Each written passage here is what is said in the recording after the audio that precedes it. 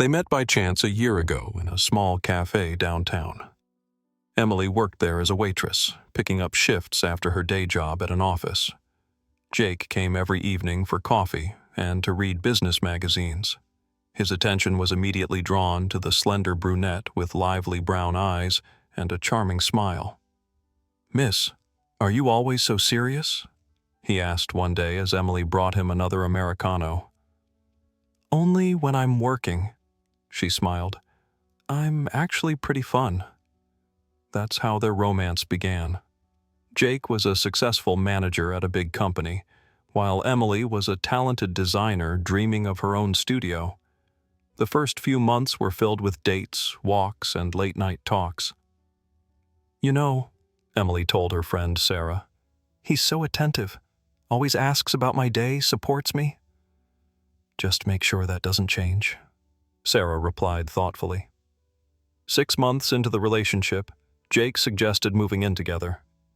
"Why pay for 2 apartments? Let's rent a bigger one." Emily agreed, though her friends advised waiting. "Too soon. Get to know each other better." The first month of living together felt perfect. They cooked dinners, watched movies, and made plans. But gradually, Emily noticed odd changes in Jake's behavior. When she brought up marriage, he frowned. "Why rush? We're good as is." "But I want a family, kids." "All in due time," he snapped. Emily noticed Jake grew distant whenever the future came up. He could talk for hours about work, but the moment she mentioned marriage, he'd change the subject.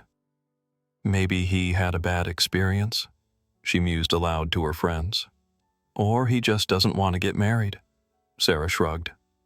One evening, Emily found a text thread on his phone with someone named Megan. Nothing major, just work stuff. But something in the tone unsettled her. "Who's Megan?" she asked casually. Jake flared up. "You went through my phone?" "No, I saw a notification." "She's a new coworker."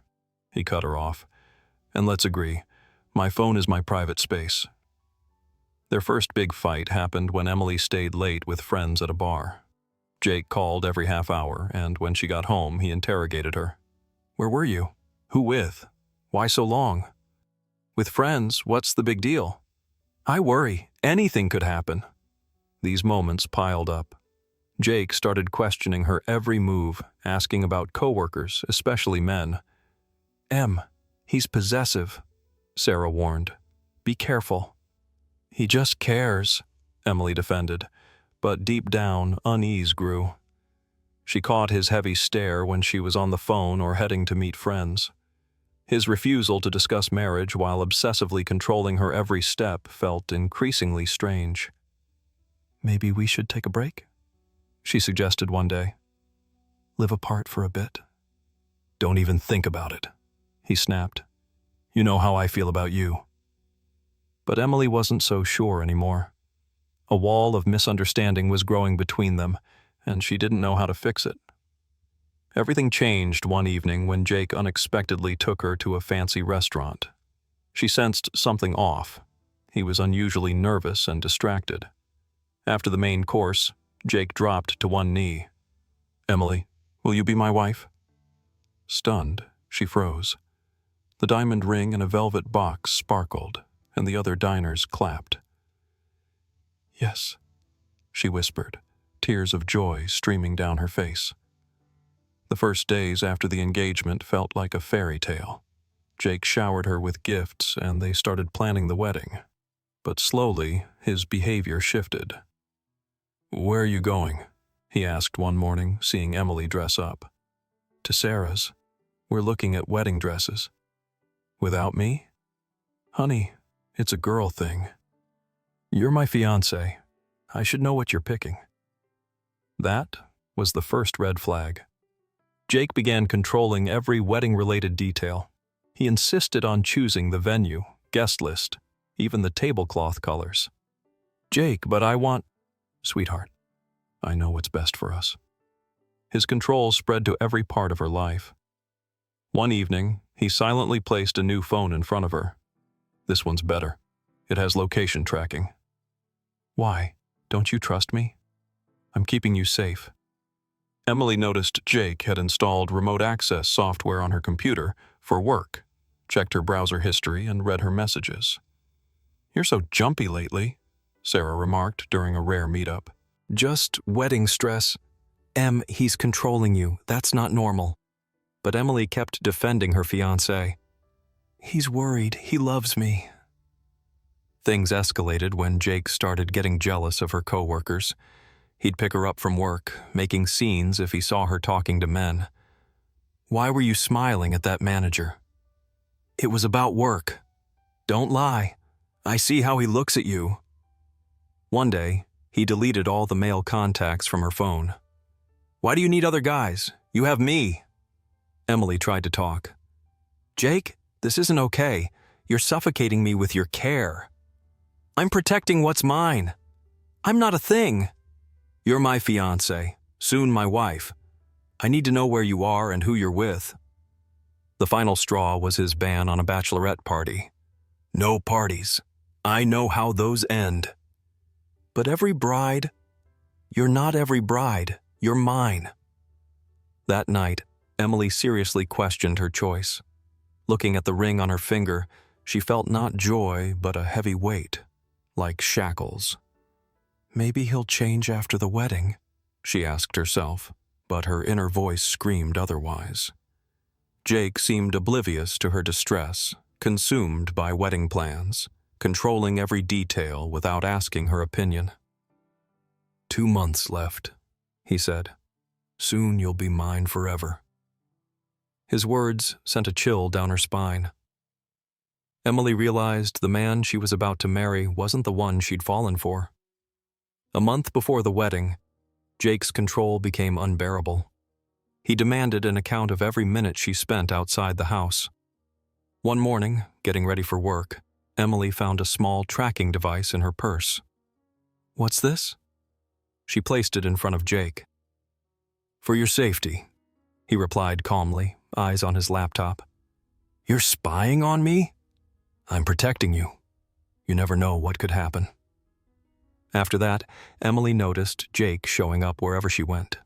He'd coincidentally be near her office, the store, even the salon. "What a coincidence," he'd say with a fake smile. "Thought I'd give you a ride." Work became a problem. Jake called hourly, demanding updates. If she didn't answer, he'd throw a fit. "Why didn't you pick up? Who were you with?" "I was in a meeting." "You're lying. I called the office. You weren't there." "You're checking on me through the receptionist?" Her colleagues noticed her change. Emily grew anxious, constantly checking her phone, jumping at every call. "What's going on with you?"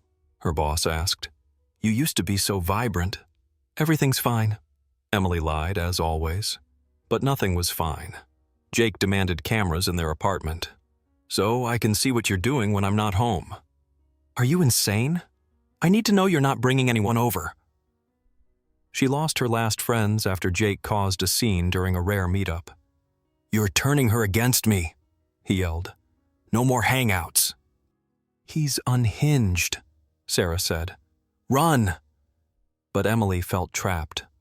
Jake controlled their finances, monitored her every move. She couldn't even call her parents without him knowing. One evening, he slammed printouts of her messages on the table. "Who's Michael?" "A client. We were discussing a design project." "At 10 at night? It's work. I forbid you from talking to him." "You can't stop me from working." "I can. After the wedding, you're done working." That conversation was a turning point. Emily realized she was losing herself in this relationship. She started secretly saving money, planning an escape. But Jake seemed to sense it. He grew more suspicious and aggressive. "Where'd you go at lunch?" "The bank, for a statement." "Why?" "That's my business." "You don't have your own business. You're my fiancé." Every day became torture. Emily felt suffocated by the constant control. She lost weight, couldn't sleep, and was on the verge of a breakdown. The wedding loomed closer. Jake obsessively handled every detail, ignoring Emily's distress. He picked her dress, shoes, even her hairstyle. "You'll be the most beautiful bride," he said. "My bride." His words gave her chills. She knew the point of no return was near. A week before the wedding, everything fell apart. Emily stayed late at work on a critical project. She called Jake to let him know, but he didn't believe her. Storming into her office, he found her at her computer with a male colleague, finishing a presentation. "I knew it!" Jake roared. "This is what you're up to." "Stop!" Emily jumped up. "You're embarrassing me in front of my coworkers." "I'm embarrassing you? You're here fooling around with your lover." Her colleague tried to intervene. "Sir, you're mistaken." Jake grabbed Emily's arm. "We're leaving, now! Let go, you're hurting me. You're my fiancé. I said home." The fight at home was explosive. Jake raged through the apartment, smashing things. "You're cheating, betraying me. You're insane. It was work." "Work? At 10 at night? With a guy?" For the first time, Emily saw him unhinged, face twisted with fury, eyes wild. "I'm done," she said quietly. "There's no wedding." "What?" "I'm leaving you." Jake froze. "You're not going anywhere. You're mine." "We're not even married, and you're already treating me like property," Emily shouted. "What happens after the wedding? I'm not your possession." She rushed to the bedroom to pack. Jake followed. "You're not leaving. You hear me? I won't allow it." "Won't allow?" She threw the ring at him. "You don't get to allow or forbid me anything. You're my fiancé. Not anymore." Emily grabbed her bag and ran for the door. Jake tried to block her. "Stop, let's talk." "No more talking. I'm done being your thing." "Emily, please." "No." She pushed past him. "I'm suffocating with you. Your love, your jealousy, your control, it's killing me. I want to be free." She bolted to the stairwell. Jake shouted after her. "You'll regret this. You're nothing without me. I'd rather be nothing than your property," she yelled, racing down the stairs. Outside, Emily didn't stop until she was blocks away. Only then did she catch her breath and pull out her phone. "Sarah, can I come to your place?"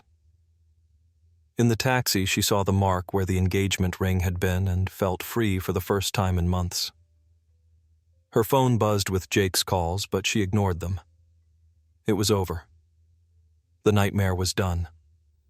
Ahead lay a new life, free from control, surveillance, and fear, a life where she could be herself again.